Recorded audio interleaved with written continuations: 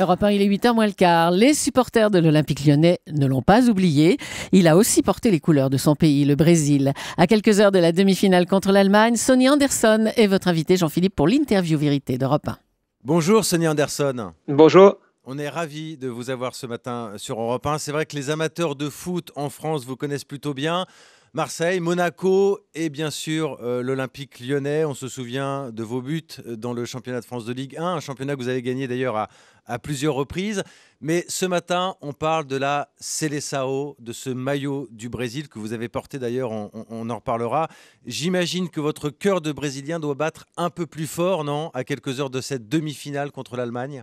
Oui, effectivement. C'est à chaque rencontre, c'est toujours un petit peu de stress parce qu'il reste quand même une incertitude à l'équipe de Brésil. On joue à la maison et c'est pas vraiment des gros matchs, pas encore convaincu. Et surtout encore plus dans ce match contre l'Allemagne où on a perdu Thiago Silva et Neymar. Oui, alors ce sont les deux gros problèmes de taille dans cette équipe du Brésil. C'est donc Thiago Silva, le capitaine, qui est suspendu, et Neymar, le génial attaquant qui est blessé. C'est un vrai souci, ça, quand même, non ? Oui, c'est un vrai souci, mais en revanche, on peut peut-être voir une équipe plus dans le collectif, parce que là, on dépendait tous de Neymar. Aujourd'hui, Neymar n'est pas là. Est-ce que ce qui va remplacer va être à la hauteur ? Je suis assez confiant parce que on va peut-être voir une première fois une équipe de Brésil vraiment dans un collectif complet en jouant comme équipe. Mais alors déjà qu'on disait cette équipe du Brésil fragile psychologiquement, c'est vrai que ces deux défections, c'est quand même un coup dur. Ça vous étonne, vous, qu'on dise qu'une psy est allée voir la Seleção pour essayer de la rassurer ? Non, parce que ça se fait beaucoup de sport de haut niveau, notamment le sport collectif. C'est pas quelque chose qui est nouveau. Elle le suit depuis un moment, parce qu'il y a plein de choses. Une blessure d'un star, d'un joueur comme Neymar, ça reste quand même de séquelles dans un groupe.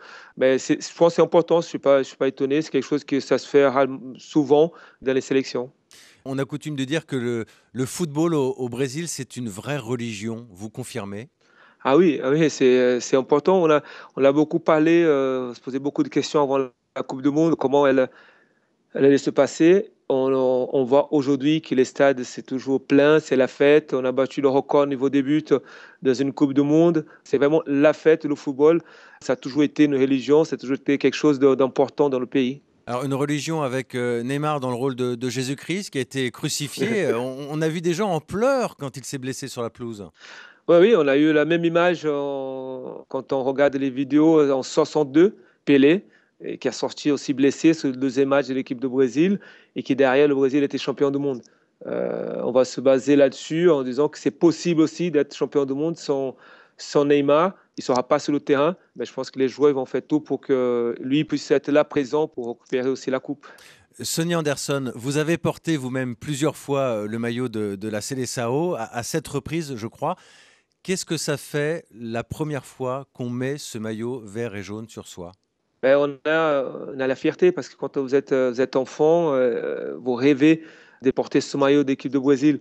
C'est une fierté, c'est quelque chose de fabuleux. Ça veut dire on a réussi à réaliser un rêve d'enfant et qu'aujourd'hui tout un pays dépend d'une performance avec ce maillot. C'est quelque chose qu'on ne peut pas expliquer parce que c'est vraiment une émotion énorme quand on a ce maillot de Brésil. On voit des joueurs brésiliens parfois qui pleurent même pendant l'hymne. Oui, parce que c'est quelque chose qui touche énormément.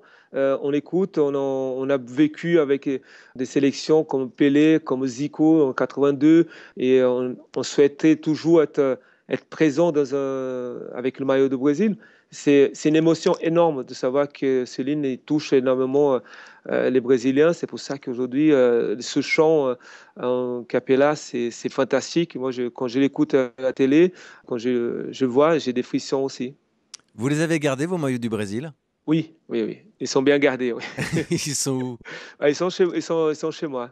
Chez moi bien gardés, parce que c'est quelque chose que quand on le porte une fois, on le garde bien précieusement parce que on pourra montrer, nos enfants, on pourra montrer après qu'on a porté un jour ce maillot.